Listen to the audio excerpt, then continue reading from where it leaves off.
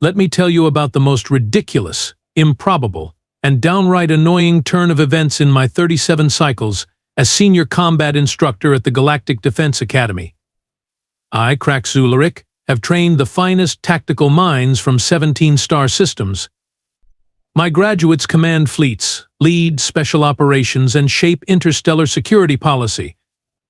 And yet, none of them challenged my fundamental understanding of potential quite like that human girl. Human acceptance notification, sir, my assistant chirped, sliding the admission roster across my desk that fateful morning. Candidate Mira Desai has accepted her placement. I nearly spewed my morning stimulant across my pristine uniform. A human? Again? Didn't we learn our lesson after the incident with the last one? The assistant's secondary eyes blinked nervously while the primary pair remained fixed on me. The diplomatic corps insisted, sir. Something about maintaining inclusive representation across sentient species and honoring coalition agreements. The sarcasm in their voice could have peeled paint. Politics. Always politics. The Galactic Defense Academy doesn't just accept anyone.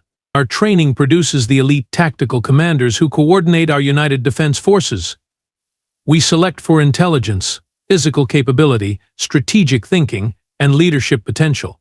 Humans, well, humans are complicated. Sure, they've surprised us in the centuries since first contact. Their surprising resilience and adaptability earned them a place at the galactic table. But let's be honest, they're physically underwhelming. No external armor, negligible strength compared to a Granok, terrible night vision, no natural weapons, pathetic speed metrics, and absolutely zero regenerative capabilities worth mentioning. Their only remarkable quality is their unpredictability, which is precisely why we prefer to keep them in diplomatic and cultural exchange programs rather than military command tracks. Where's her file? I demanded, already planning how to manage this situation. I studied Mira Desai's records thoroughly. Above average human intelligence, which means slightly above minimum academy standards. Physical abilities, exactly what you'd expect from a species with such obvious evolutionary limitations. Her psychological profile showed typical human stubbornness, curiosity, and that bizarre emotional drive they seem to prize so highly. When orientation day arrived, I spotted her immediately. Hard to miss, being the only trainee with only 2 arms, external auditory organs, and that peculiar flat-faced appearance humans have. She stood straighter than necessary, eyes bright with the naive enthusiasm of someone who had no idea what they were in for. "Welcome, candidates," I announced, surveying the assembled future of galactic security. "You represent the finest potential from across known space. Over the next 8 cycles, we will determine which of you are truly worthy of becoming tactical commanders." My gaze lingered deliberately on Mira. "Some of you will discover you are unsuited for this path." I could almost feel the knowing glances exchanged among the instructors behind me. We'd seen humans come through before. They rarely lasted past the first assessment phase. "You will be assigned to training squads based on your entrance evaluations," I continued, activating the assignment display. "These squads will be your tactical family. You will succeed together or fail together." The squad assignments appeared, and the typical shuffling and murmuring began as candidates located their placements. Mira's face fell as she found her name Squad 12, the absolute bottom of the rankings. We'd grouped her with the other charity cases candidates with obvious deficiencies who had been admitted for political reasons rather than merit. Was it fair? Probably not. Was it standard procedure for humans at the Academy? Absolutely. Let her wash out quickly and return to Earth with some valuable cultural exchange experience. Better for everyone. Or so I thought. Instructor Zularik, she approached me after the ceremony, standing at perfect military attention. "Request permission to discuss my squad assignment, sir." "Denied," I replied curtly. "Assignments are final." Her jaw tightened almost imperceptibly. "I understand, sir. Then permission to access extended training facilities during non-standard hours?" I raised an eyebrow ridge. Most candidates would be complaining or making excuses. Granted, I said, curious despite myself. Though I doubt it will make much difference. Thank you, sir, she responded with a crisp salute. You might be surprised. I wasn't concerned. After all, what's the worst that could happen? The Academy had weathered the occasional human before. This one would be no different. I was wrong. So spectacularly, embarrassingly wrong. Squad 12. We instructors called it the Lost Cause Squadron. Every Academy class had won a dumping ground for candidates who technically met minimum requirements, but whom nobody expected to succeed. It saved paperwork. Rather than individual dismissals, we could simply fail the entire squad during the first major assessment. Mira Desai entered Training Bay 12 the following morning to meet her new tactical family. I monitored the feed from my office, sipping my morning stimulant with perverse anticipation. This would at least be entertaining. First to greet her was Blix, a Quintorian with 4 impressively muscled arms, each capable of lifting 3 times what a human could. Quintoria produces excellent commanders, typically. This one, however, could barely file a report without hyperventilating. Hello, Blix stammered, all 4 hands fidgeting nervously. Must be the human. I'm B. Blix. Sorry about he gestured vaguely around the shabby training bay. Everything. Mira offered her hand in that peculiar human greeting ritual. Blix stared at it in confusion until one of his lower arms awkwardly extended to meet it. Progress, I suppose. I'm just happy to be here, Mira replied. Such typical human optimism. It would fade quickly. A swirling purple cloud drifted over, condensing partially into a vaguely humanoid shape. Welcome to rock bottom, it said in a fluctuating voice. I'm Zenk. Ipori make exceptional infiltration specialists. Their gaseous bodies can access virtually any space. This one, however, could barely hold solid form during routine drills. The slightest pressure would send Zenk dissolving into an anxious purple fog. Don't mind the pessimism, Zenk continued. It's just that we've calculated our statistical likelihood of graduating, and impossible is the most accurate term. Nothing's impossible, Mira replied. More human nonsense. The training bay floor shook as the squad's Granok lumbered over. Tarl stood nearly 3 meters tall, with skin like reinforced plate armor and muscles that could bend structural steel. Granoks were natural tanks on any battlefield. This one, however, had the coordination of a drunken infant. Hello, tiny human, Tarl boomed, then immediately knocked over a weapons rack while turning. Sorry. Tarl still learning control in indoor spaces. Mira dodged falling training weapons with surprising agility. Nice to meet you too, Tarl. And that leaves me, I suppose. The final voice came from a standard-issue tactical interface unit, an AI assistant installed in most modern battle armor. This one sparked occasionally and hovered at an odd angle. Nix 8, at your service. Well, not really at your service. Nor like assigned to your service against my will, but who's counting? Is it supposed to be so mouthy? Mira whispered to Blix. Personality matrix malfunction, Blix explained quietly. They can't fix it without a full reset, which would lose its tactical DD database. So we're stuck with that. I can hear you, fleshbags, Nix 8 retorted. And I'm right here. My audio receptors work perfectly fine, unlike my motivational subroutines. I nearly choked on my stimulant. The Academy's worst Quintorian, Vapori, Granok, and AI, all assigned to the Academy's least promising species representative. It was almost cruel. Almost. Later that day came the first training exercise, a basic tactical response scenario. Squad 12 reported to Simulation Chamber 3 alongside Squad 1, our top-ranked team. Standard procedure, let the rookies see what excellence looks like. Squad 1 executed flawlessly. Their Arcturian leader, Vosh Calix, guided them through the simulation with textbook precision. 0 casualties, mission complete, time well under par. Then came Squad 12's turn. "Begin simulation," I announced, settling in for what promised to be a magnificent disaster. It exceeded expectations. Blix panicked at the first simulated explosion, all 4 arms flailing wildly, accidentally striking Zenk, who immediately lost cohesion and dispersed into a terrified purple mist.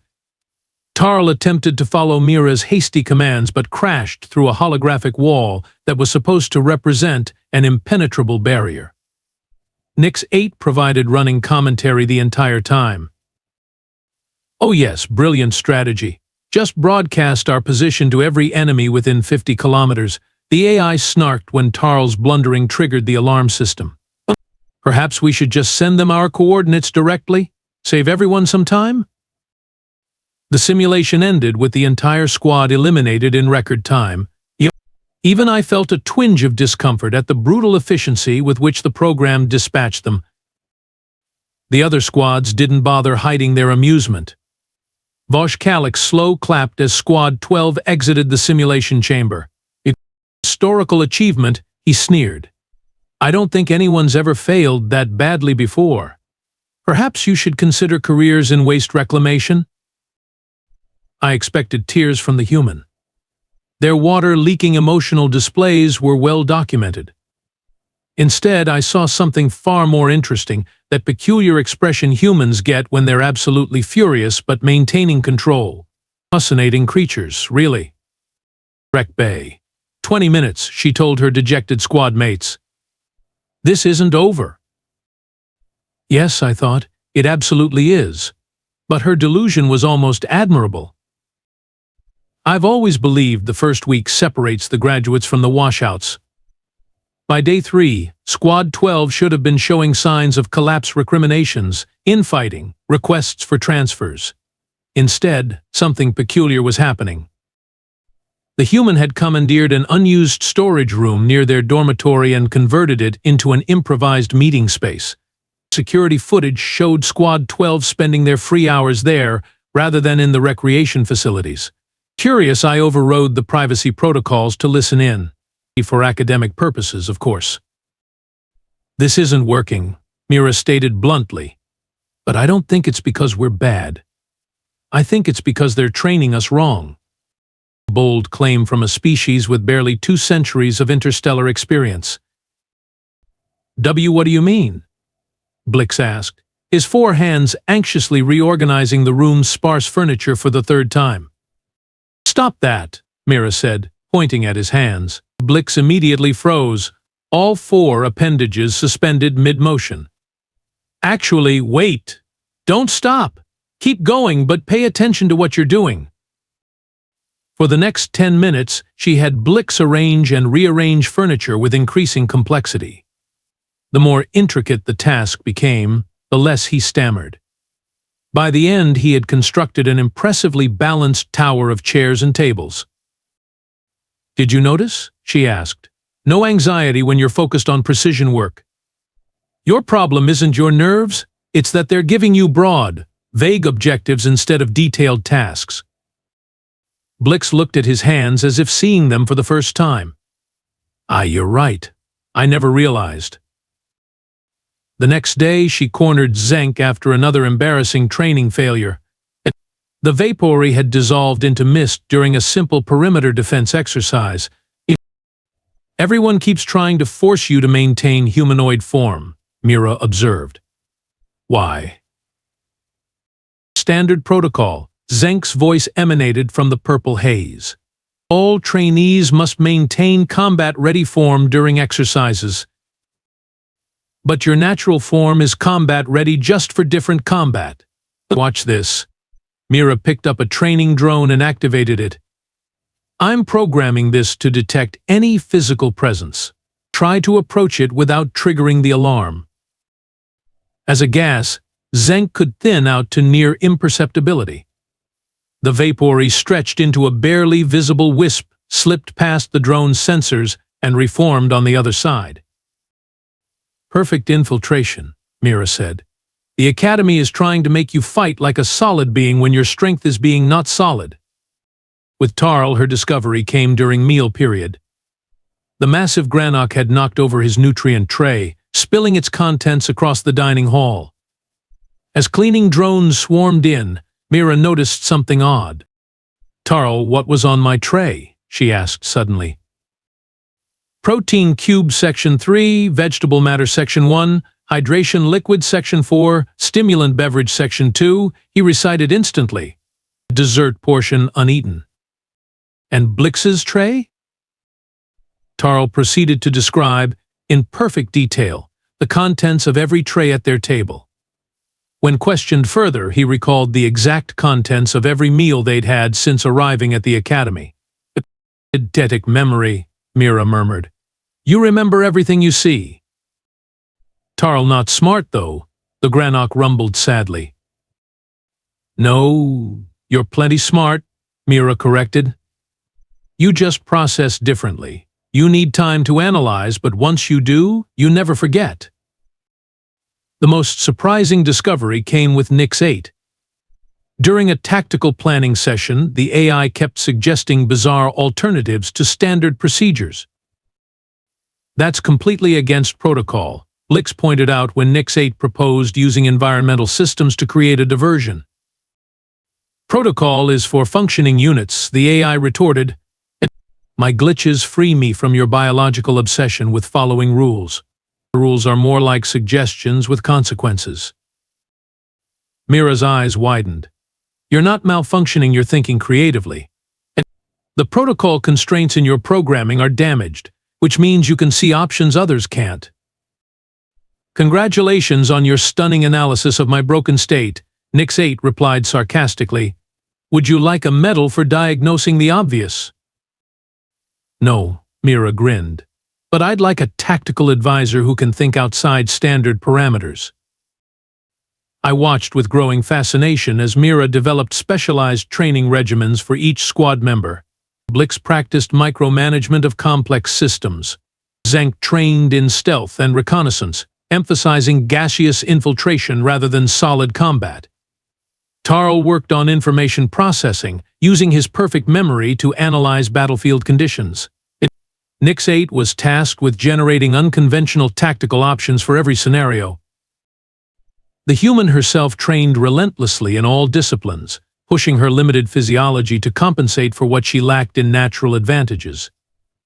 What she lacked in strength, speed, or specialized biology, she made up for in sheer stubborn determination. Then came the monthly tactical puzzle competition, a minor event most instructors use to identify promising strategists. Squad 12 entered, to general amusement. The puzzle required coordinating a simulated evacuation under enemy fire, a complex balance of offense, defense, and transport management. Standard approach: establish perimeter, secure evacuees, withdraw under covering fire. Every squad followed this template with minor variations. Squad 12 didn't. They split functions entirely. Tarl, with his perfect memory, coordinated evacuee movement. Blix managed point defense with surgical precision. Zank, in fully gaseous form, provided advanced reconnaissance. Nix 8 continuously recalculated tactical options as conditions changed. And Mira? She synthesized their inputs and adapted moment by moment. They finished first, not just among first years, first overall. The scoreboard displayed their result, and the tactical hall went silent. Even I found myself momentarily speechless. "Probably a glitch," someone muttered. "No," I said, surprising myself. "It wasn't." News travels fast at the Academy.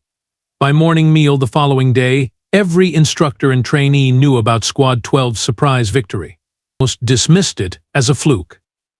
After all, tactical puzzles were theoretical exercises. They didn't involve actual combat performance, which remained Squad 12's glaring weakness. I wasn't so quick to dismiss it. In 37 cycles of instruction, I'd learned to recognize patterns. Squad 12 was showing improvement across all metrics, modest, yes, but consistent. Not the trajectory of lucky flukes. Instructor Zularik, a voice like polished gravel, interrupted my analysis. I turned to find Admiral Dresnar, Academy Commandant, his scales gleaming in the artificial light.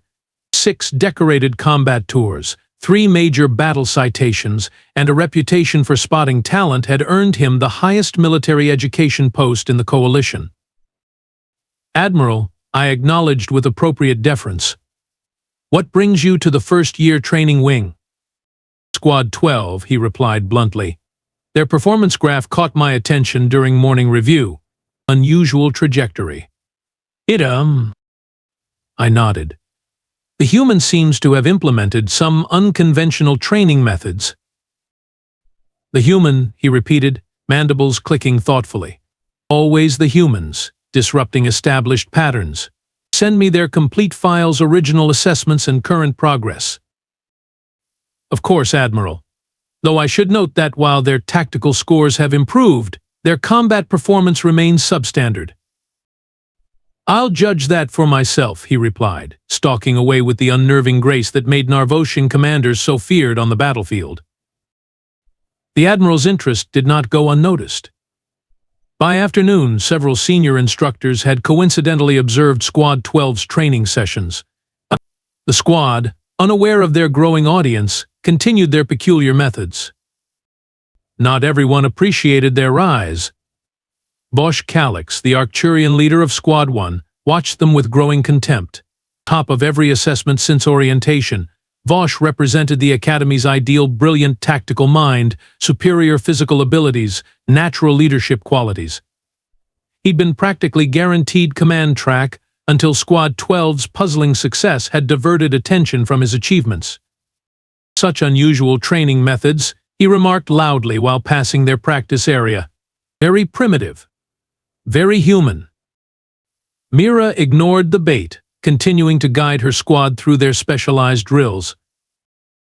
The next morning, Squad 12 arrived at the training bay to find their equipment malfunctioning. Training rifles with misaligned targeting systems, combat suits with scrambled interface connections, tactical displays showing inverted battlefield maps. Equipment malfunction. The maintenance drone reported. Cause unknown. Estimated repair time 72 hours. Convenient timing, Mira muttered, eyeing the adjacent bay where Squad 1 trained with flawless equipment, just before mid-year assessments. We CC can't train without equipment, Blix fretted, anxiety returning full force. Will F fail for sure. Tarl angry. The massive Granok growled, want to crush Blue Lizard Man, his enormous fists clenched, denting the metal bench he sat on. No crushing, Mira said firmly. We adapt, that's what we do. Wonderful plan, Nix-8 interjected. Perhaps we can defeat our enemies with inspirational slogans. I'm sure they'll surrender when faced with the power of positive thinking. Mira grinned suddenly. Actually, that gives me an idea. If we can't use the equipment, we create our own. Over the next 3 days, Squad 12 disappeared from regular training rotations. They obtained permission for independent study, a provision rarely used by first years. Rumors circulated. Some said they'd given up. Others claimed they were petitioning for transfer to separate squads. I knew better. Security footage showed them working relentlessly in their repurposed storage room, now an improvised workshop. The human was teaching them something we hadn't considered: adaptation. Mid-year assessments arrived. Traditional evaluation in 3 categories: tactical theory, combat simulation, and leadership potential. Squad 12 entered the assessment chamber with odd, cobbled-together equipment supplements. Blix wore a modified targeting system of his own design. Zenk carried a customized containment field generator that enhanced rather than constrained his gaseous form. Tarl's massive frame was equipped with memory-enhancing neural prompts. Even Nix-8 sported unconventional programming patches. "What is this?" demanded Instructor Javix, eyeing their modifications suspiciously. "Adaptive equipment augmentation," Mira replied calmly. "No regulation prohibits supplementary systems if they don't interfere with standard assessment parameters." Javix glanced at me. I checked the regulations and nodded reluctantly. She was right. They performed adequately, not spectacularly, but significantly above their initial placement metrics. Combat simulation scores rose from bottom percentile to mid-range. Tactical theory showed marked improvement.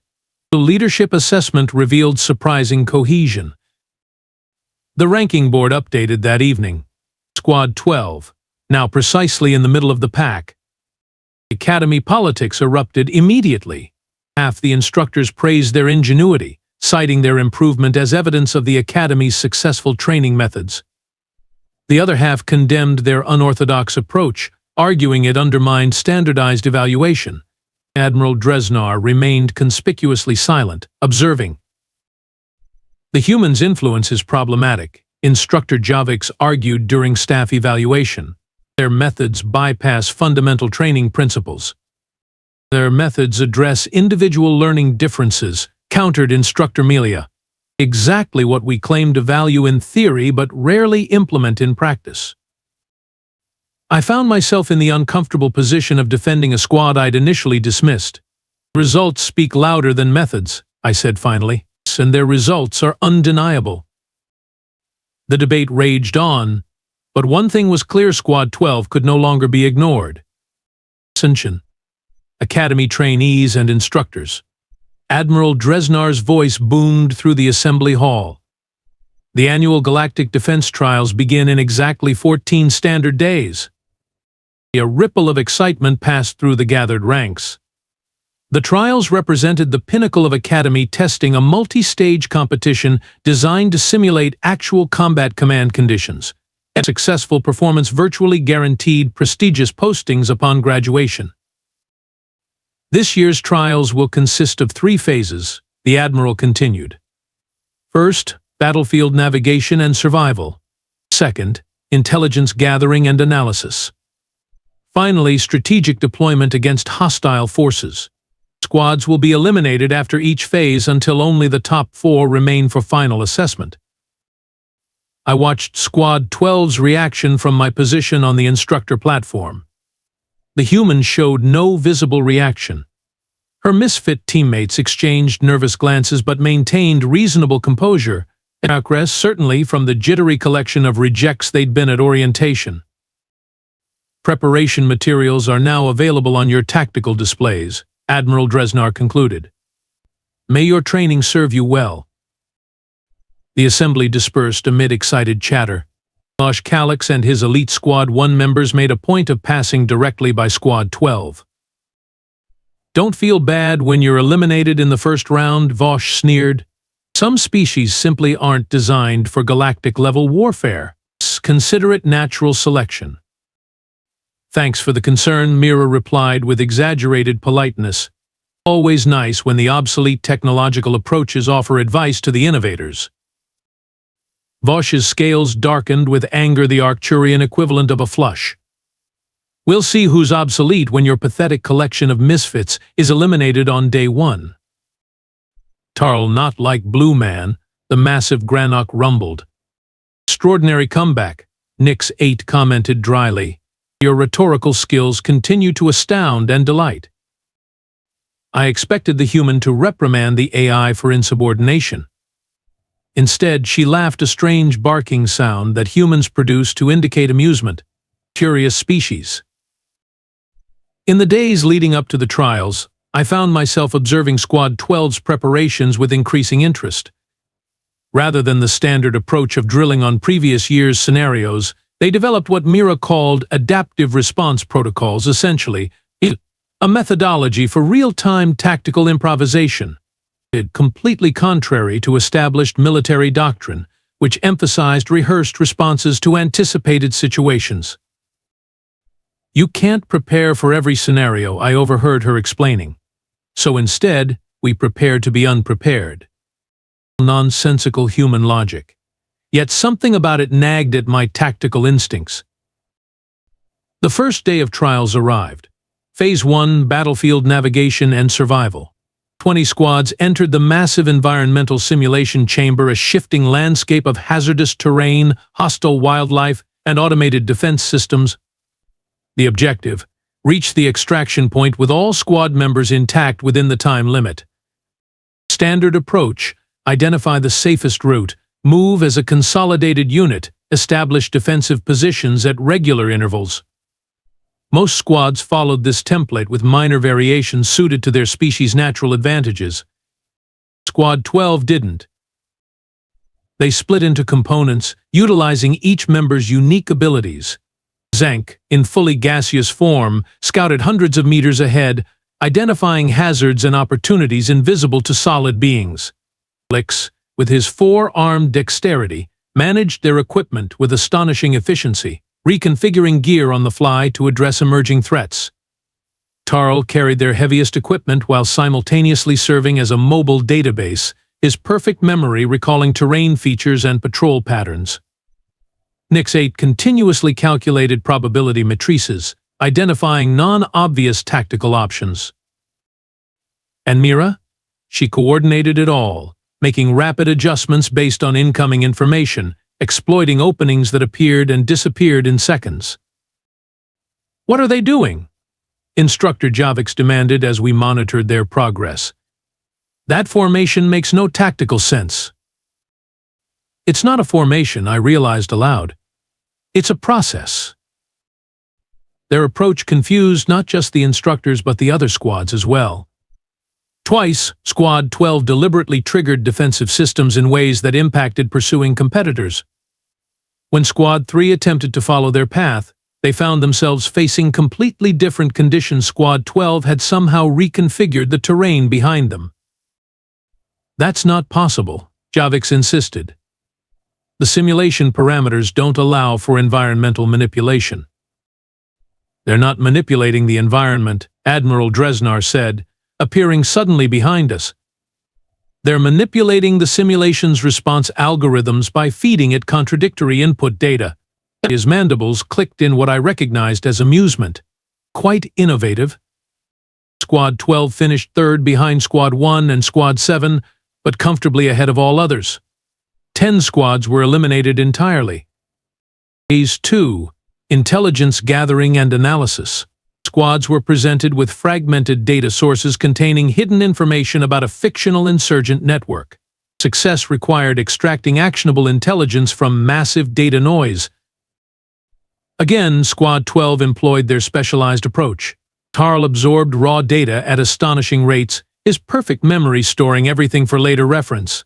Lix performed micro-analysis of communication patterns, his focused precision perfect for identifying subtle irregularities. Zank, surprisingly, proved adept at conceptual linkages, his fluid nature allowing him to flow between seemingly disconnected data points. Nix 8's non-linear processing identified counterintuitive connections. They finished second, just behind Squad 1. The Academy erupted in controversy. Half the instructor corps praised their innovative methodology. The other half condemned their unorthodox approach as contrary to established doctrine. "They're cheating," Krax insisted. "They must be. No legitimate tactical approach could yield these results from such. Rejects?" I supplied, surprised by my own defensiveness. "This is what the trials are designed to reveal," Admiral Desai interjected, silencing the debate. "Not who best follows established doctrine, but who finds the most effective path to victory." When the semi-finalists were announced, Squads 1, 7, 12, and 9, the assembly hall erupted in shocked murmurs. Never in Academy history had a bottom-ranked squad advanced to the final round of trials. Mira caught my eye across the hall and gave a small nod.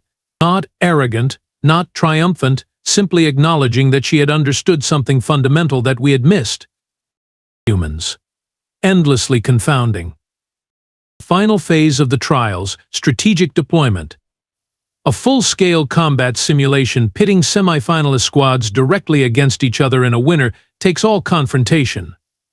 The matchups were determined by random selection, though I had my suspicions about the randomness.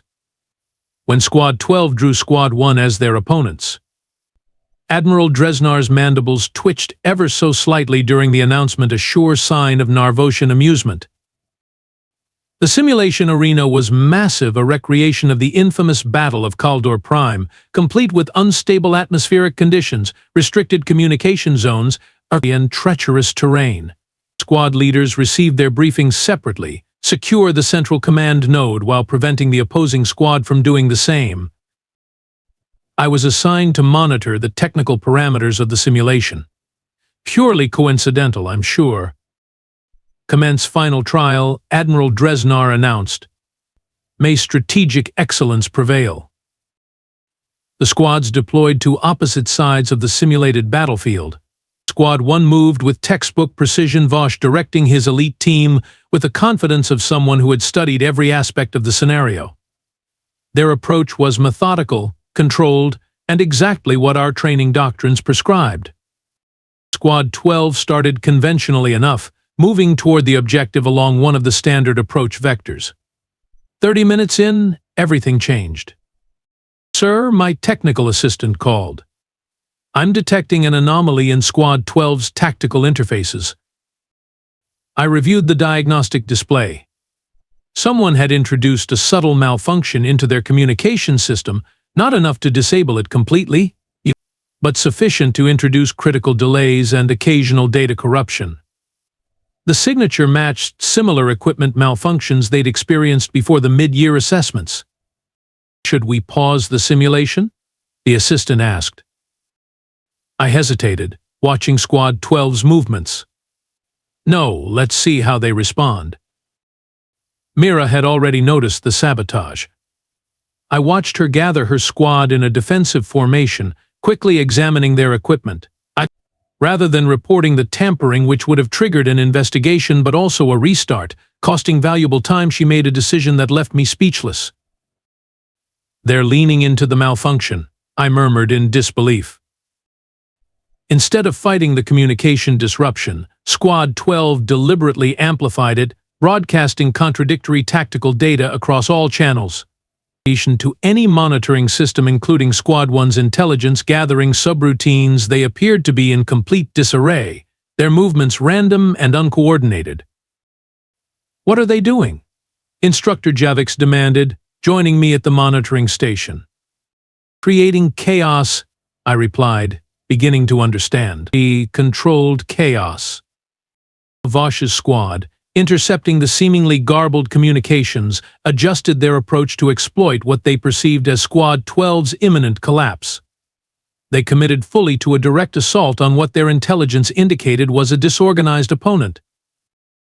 It was exactly what Mira had anticipated. As Squad 1 converged on their position, Squad 12 executed what I would later learn they called Operation Human Chaos, a tactical approach so counterintuitive it bordered on madness. Instead of defending against the superior force, they separated completely, each member operating independently toward an objective known only to them. Blix, with his precise four-armed coordination, disabled Squad 1's flanking units with surgical strikes to their mobility systems. Zenk, in gaseous form, infiltrated their communication network, introducing subtle misinformation. Tarl, using his perfect memory of the battlefield layout, positioned himself at a critical choke point, his massive form blocking any retreat. Nix 8 hijacked the environmental controls, creating localized atmospheric disturbances that confused Squad 1's sensors. And Mira? She slipped through the resulting confusion, a small, easily overlooked figure making directly for the command node while Vosh's attention was divided among the multiple threats. Tactical alert. Vosh's voice crackled over the monitoring system. Primary objective compromised. Converge on the command node. Too late. By the time Squad 1 realized they'd been systematically maneuvered out of position, Mira had reached the objective. One by one, her scattered team members completed their individual tasks, creating a perfect opening for her final approach. "Impossible," Krax whispered as the simulation registered Squad 12's victory. "No," I corrected, watching as the humans' teammates converged on her position, their seemingly random movements suddenly revealing themselves as a perfectly coordinated assault, just previously unimagined. The simulation ended. Squad 12, the rejects, the leftovers, The afterthought stood victorious in the most prestigious competition the Academy offered. And a very annoyed Arcturian commander stood wondering how he'd been so thoroughly outmaneuvered by a species without scales, tentacles, or even decent night vision. The Academy's Grand Hall had never been so silent. Trainees, instructors, and even administrative staff watched in collective disbelief as Admiral Dresnar placed the victory medallion around Mira Desai's neck. The human stood at attention, her small stature dwarfed by the massive Narvosian admiral, yet somehow she didn't look small at all. Exceptional performance, Admiral Dresnar's gravelly voice carried throughout the hall. In 37 cycles as commandant, I have never witnessed such innovative tactical adaptation. Behind her stood the rest of Squad 12, no longer rejects, no longer afterthoughts, but proven victors against the Academy's finest. Blix stood straight, all four arms steady at his sides, anxiety nowhere to be seen. Zenk maintained perfect humanoid form, his purple hue bright and vibrant. Tarl managed not to break, crush, or topple anything. Even Nix 8 hovered without its usual sarcastic commentary, though I suspected that wouldn't last long. The purpose of the Galactic Defense Academy, Admiral Dresnar continued, is not to replicate the commanders of yesterday, but to develop the leaders of tomorrow. Squad 12 has demonstrated that excellence cannot be measured solely by traditional metrics. True tactical superiority comes from recognizing and utilizing the unique capabilities of each team member. The Admiral turned to address the entire assembly. For too long we have trained as though uniformity equals strength. Squad 12's victory challenges this fundamentally. Diversity of approach, properly harnessed, creates resilience no homogeneous force can match. Individual commendations followed. Blix received the Precision Tactical Implementation Award, typically reserved for senior-year Quintorians. Zenk was granted the unprecedented Adaptive Reconnaissance Citation. Tarl's perfect memory earned him the Information Retention Excellence Medal. Nix 8 received a complete systems upgrade without fixing its personality matrix, at the AI's insistence.